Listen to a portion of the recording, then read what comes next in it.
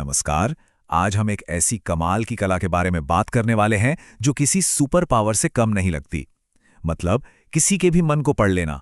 और सबसे अच्छी बात क्या है, ये कोई जादू टोना नहीं है, बल्कि एक हुनर है जो आचार्य चाणक्य के सदियों पुराने ज्ञान पर आधारित है। एक ऐसा हुनर जिसे कोई भी सीख सकता है। तो पहला सवाल तो यही उठता है कि क्या ये सच में मुमकिन है?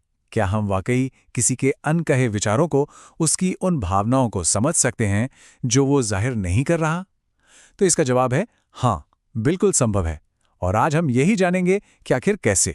देखिए, खुद महान आचार्य चाणक्य ने कहा था कि ये कोई जादू नहीं, ये एक कला है, एक ऐसी आर्ट जो प्रैक्टिस और मन की शांति से आती है।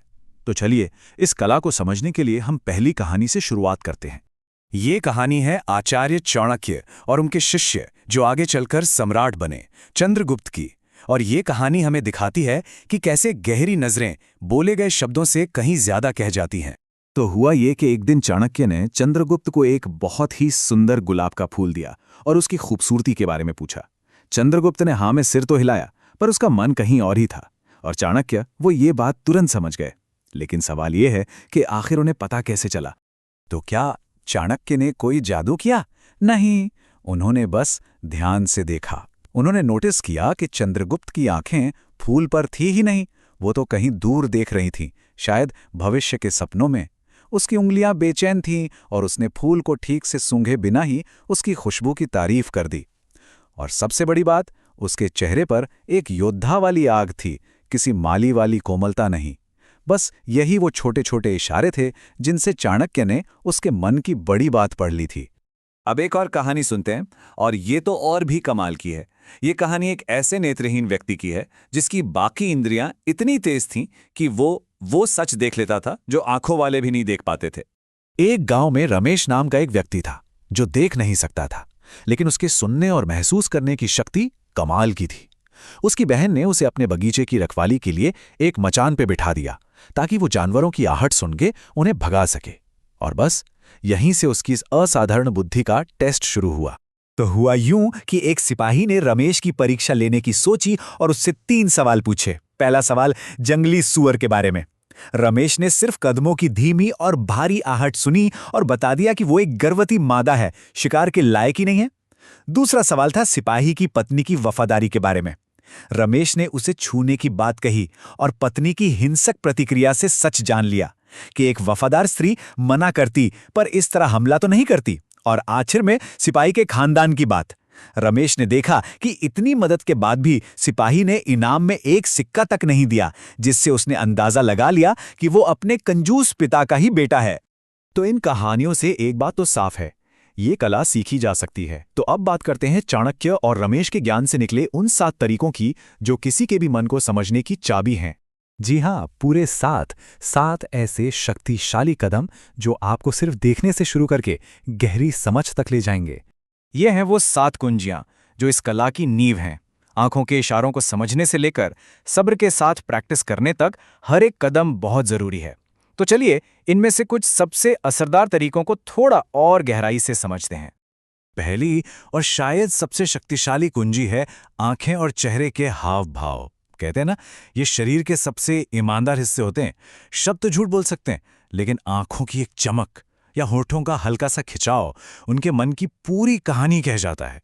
इसे सीखने के लिए ना, एक जासूस की तरह चौकन्ना रहना होगा। देखिए कि कोई बात करते हुए नजरें तो नहीं चुरा रहा।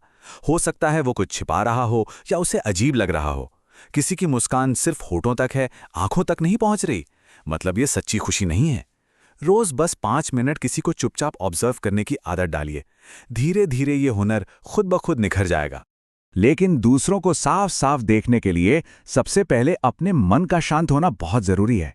सोचिए, एक शांत मन एक ठहरी हुई झील की तरह है जो अपने आसपास की हर चीज को एकदम साफ दिखा सकता है। लेकिन अगर उसी झील में लहरें उठ रही हों तो क्या वो कुछ भी साफ दिखा पाएगी? नहीं ना।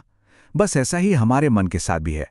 और मन को शांत करने का सबसे अच्छा तरीका है ध्यान। रोज सिर्फ 10 से 15 मिनट अपनी आती जाती सांसों पर ध्यान देना। धीरे धीरे जब मन शांत होने लगेगा तो आप पाएंगे कि दूसरों की भावनाओं और उनकी एनर्जी को महसूस करने की आपकी क्षमता अपने आप बढ़ गई है।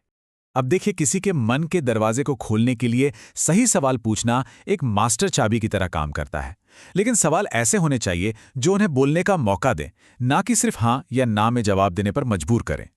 जैसे किसी से ये पूछने के बजाय कि तुम्हारा प्रोजेक्ट कैसा चल रहा है, जिसका जवाब शायद ठीक है मैं खत्म हो जाए, ये पूछिए कि इस प्रोजेक्ट में सबसे बड़ी चुनौती क्या लग रही है। तब शायद मन की असली बात बाहर आएगी। और हाँ, सिर्फ उनके जवाबों को ही नहीं, उनकी खामोशी को भी सुनना बहुत जरूरी है। कभी कभी सबसे बड़ा सच वहीं छिपा होता है। तो अब जब ये सारी कुंजियां हमारे पास हैं, तो इन्हें इस्तेमाल करने का रास्ता क्या है? ये समझना बहुत ज़रूरी है कि ये कोई एक दिन में होने वाला काम नहीं है। ये एक सफ़र है, एक ऐसा हुनर जिसे समय, प्रैक्टिस और सबसे ज़्यादा सब्र के साथ ही सीखा जा सकता है। ये यात्रा कुछ इस तरह आगे बढ़ती है। पहले स्टेज में आप जानबूझकर सचेत होकर लोगों के हाव भाव में इशारे ढूंढते हैं। फिर धीरे धीरे आप उन इशारों और भावनाओं के बीच के पैटर्न को पहचानने लगते हैं।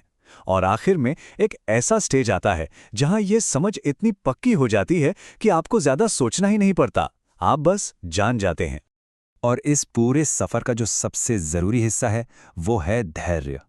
शुरुआत में गलतियां होंगी ही होंगी।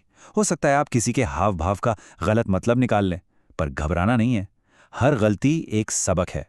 अपनी गलतियों को समझना और उनसे सीखना, यही इस कला में माहिर होने का एकमात्र तरीका है।